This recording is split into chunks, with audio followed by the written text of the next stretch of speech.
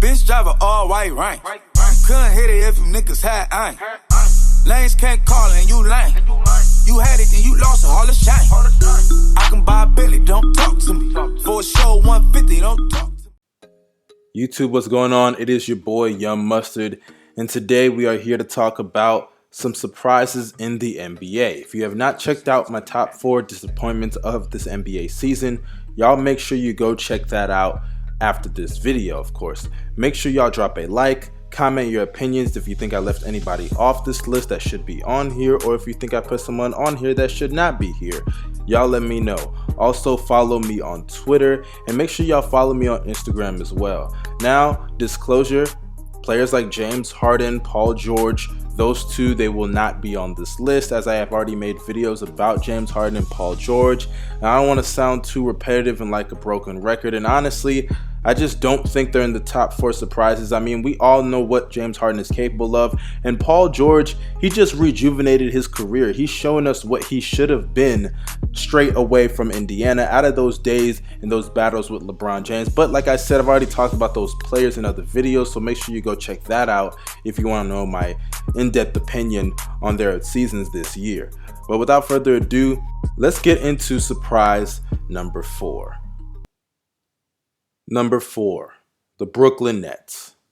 Now, I think we all know that the Brooklyn Nets have basically been a laughingstock over the past 5 to 6 seasons, especially because they were suffering the effects of the trade that they made involving Kevin Garnett, Paul Pierce, and Jason Terry. And I know that sounds pretty good on paper considering their name value, but let's be honest, they were relics of their former selves, and that was a horrible trade when you consider that they traded basically all of their future assets over the next 5 seasons just for aging players that, realistically speaking, it was just not worth it at all. But to see what they are right now, a team that is in the playoffs, they're basically going to make it, let's just be real at this point. And the fact that they have so many young players that I think have very promising careers, it's just very good to see this organization turn themselves around. I mean, you have D'Angelo Russell, who a lot of people gave up on in his time in LA, including myself.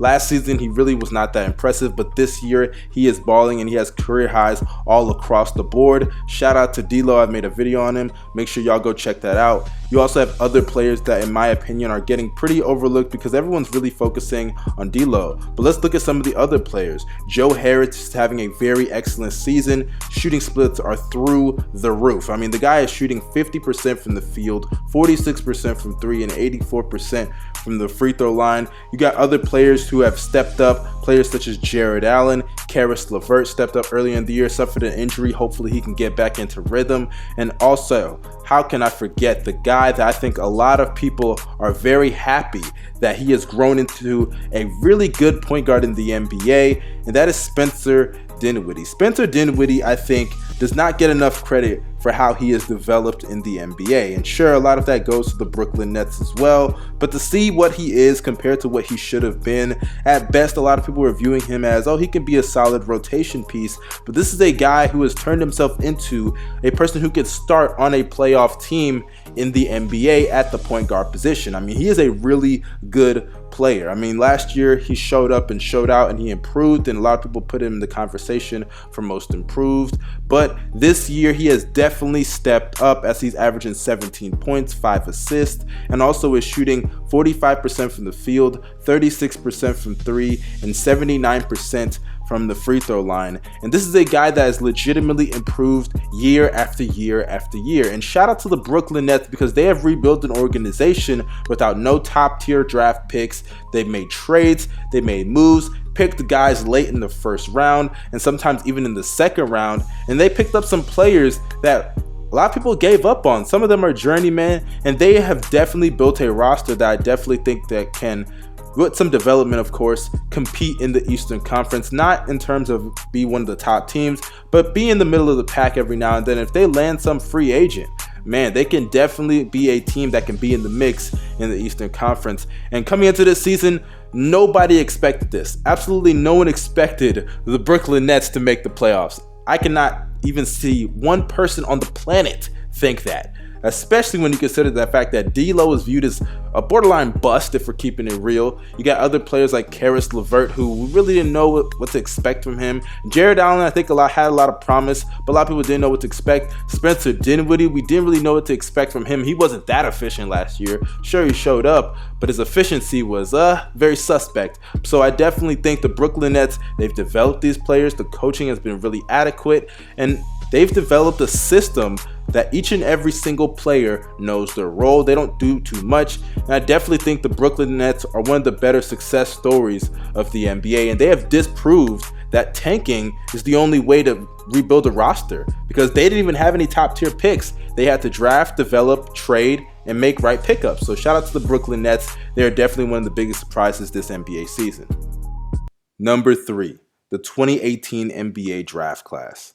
Now, I know a lot of people are going to be saying it's pretty early to be saying they're a huge surprise, but this season, the way a lot of these players have balled out, I definitely think there's a lot of promise into each and every one of these players that are top tier players in this draft class. I mean, obviously we have players such as Luka Doncic, who a lot of people are surprised to see what he's doing this year. I'm not, because I said Luka should have been the first pick, but people don't want to listen to Young Mustard and what he has to say, so it is what it is. But Luka Doncic has balled, my rookie of the year. And then you also have other players such as DeAndre Ayton, who a lot of people are overlooking. He's the first pick of the draft, and people are talking about other players in the draft class more than him. And I understand he is on probably the worst team in the NBA, especially on the defensive side of the ball, in the Phoenix Suns, or at least that's what people consider them. And a lot of people are overlooking him because of the team he's on. But I definitely think he has been really solid, and defensively, he's been better than I expected him to be. So shout out to DeAndre Ayton.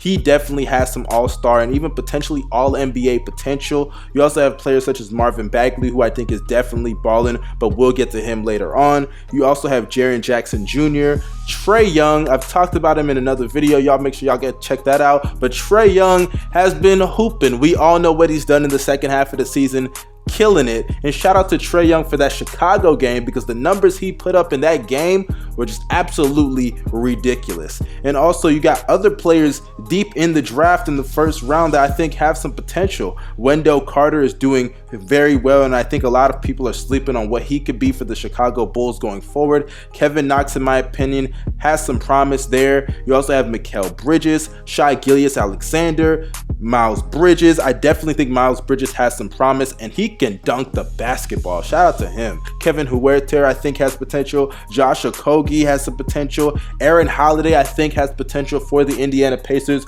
once they start playing him and giving some minutes, because I definitely think he has shown some flashes of being a quality point guard in the NBA. And also, let me not sleep on the 8th pick of the draft, Colin Sexton. I mean, a lot of people made fun of Colin Sexton because he said, let's win a championship, me and LeBron. But I definitely think he has stepped up this season, and he has balled. I think coming into the league, his three-point shot was a huge question mark. But over the past 10 to 15 games, I think you can even extend it to 20 games, he's been shooting very well from three. He's shooting sometimes 40%, sometimes 45% in some games, even in some games 50%. He's shooting very well from three, and sure, it's a little inconsistent because earlier on in the season, he wasn't even attempting that many threes, and he wasn't even making some of the threes he was attempting. His three-point percentage was fairly low, and he's had some, rookie walls this year, and the Cavs are not winning games, but I definitely think he is one of the brighter spots of that organization, and he has definitely stepped up, and I definitely see some improvement. So this draft class has been very surprising. I mean, out of the 5 picks in the NBA draft, there's a realistic shot that all 5 of them could be all-stars in the NBA. And if you don't think Jaren Jackson Jr. will be an all-star, that's fine. But 4 out of the 5 of them, in my opinion, have the potential to be all-stars and maybe even all-NBA players. That is how great this draft class will be. And looking back on it in the next, I would say 10 years, I wouldn't be shocked if we look at this draft class like the 03 draft class. But that's a stretch, and I'll save that take for another day. But the 2018 NBA draft class, I definitely think has been a huge surprise, and they are worthy of this number 3 spot. Number 2, the Sacramento Kings. The Sacramento Kings this season have risen well beyond the expectations. with all of their players, or at least all of their young players, improving. Buddy Hield has balled at a very high level, 21 points, 5 rebounds, 2 assists, shooting 46% from the field, 43% from 3, and 88% from the free throw line. A player that a lot of people viewed as a bust at one point in time, only in his rookie year and the time that he played, but he has definitely improved year after year after year. I mean, literally, you can look at his numbers from his rookie year, sophomore year, and even to where we are now. He is balling at a very high level, and I definitely think you have other players, not just De'Aaron Fox and Buddy Hield, players such as Bogdanovich, Willie Cauley-Stein, Bazinga, I don't know if I pronounced that right, y'all Kings fans correct me in the comment section. And also, how could I forget Marvin Bagley? Marvin Bagley this season, he's been playing very exceptional basketball, averaging 14 points, 7 rebounds, and also is shooting 55% from the field. I do think eventually he will grow a 3-point shot, especially when you consider he's going to be taking more of them, and the floor is going to be wide open. And you want to know why that's even a possibility right now? Because of players like De'Aaron Fox improving. De'Aaron Fox is one of the most motivated players in the NBA, and I think he has a very strong work ethic. And I understand I sound like Mike Krzimba right now, but De'Aaron Fox, he even said this past offseason, all he was working on is threes after threes after threes. He knows he can defend. He knows he's fast. He knows he can finish. He knows he's athletic. He knows he can do everything other than shoot the 3 ball. And he worked on that this whole entire offseason. And shout out to him, because I really did not want him to turn into someone like an Alfred Payton. But he has definitely stepped up and improved this game and opened the whole entire offense and helped everybody get better, because everyone is benefiting off of De'Aaron Fox's ability to shoot the 3 ball. And I definitely think that has led to them being very successful, because I understand that they are not in the playoffs and they probably will not make the playoffs, and if they do, they will probably be swept in the first round by the Golden State Warriors. But I definitely think they have exceeded all expectations. For them to get this far, to the point that now that they are eliminated from the playoffs, that is an accomplishment in itself. And by the way, it's funny, looking back on that Boogie trade, man, they were definitely the winners of that trade. So shout out to the Kings. They have ran this organization pretty well ever since DeMarcus Cousins' departure, and they have put this organization on the right path. And shout out to Harry Giles as well, because he's been hooping. But the Sacramento Kings, they definitely deserve to be number 2 on the surprises in the NBA. Number 1, the Milwaukee Bucks. Is it surprising that I actually put the Milwaukee Bucks number 1? I mean, let's just be honest here. This is a team that was not even considered among the top 4 teams in the Eastern Conference going into this season. But the Milwaukee Bucks, they've exceeded all expectations. They are the best team in the NBA by record. And when you look at some of the numbers, I think it backs them up as not only one of the teams to win in the Eastern Conference, but one of the teams that could potentially dethrone the Golden State Warriors as soon as this season. And with the lead candidate for the MVP in Giannis Antetokounmpo, how much greater could it get for this organization? And that's obviously winning a championship. Players such as Eric Bledsoe, also players such as Chris Middleton, who was an all-star this season, shout out to him. You also have Malcolm Brogdon, Brook Lopez, who a lot of people gave up on, including myself, but this year he has definitely helped their offense. And Coach Bud, he is definitely, in my opinion, the coach of the year, because outside of Brook Lopez, there was not any addition that was really important to this organization. And I definitely think that Mike Budenholzer is that addition. He is the guy that has changed this organization and given this Milwaukee Bucks team an identity. It's similar to the LeBron system. You have shooters that surround your primary best player because he can't shoot the ball and he can just pass and kick it out to these guys. And I definitely think that Giannis is the guy for that system, especially when you consider that Giannis takes 3 steps and he's already at the basket from half court. Along with all the other players as well, I'm not trying to minimize their contributions or even Coach Bud's contributions or even the front office, but Giannis Antetokounmpo primarily, he has definitely changed life in Milwaukee basketball. So shout out to him, shout out to the Bucks. They have definitely disproved all of their harsh critics, and they have definitely shown that they are the biggest surprise this NBA season.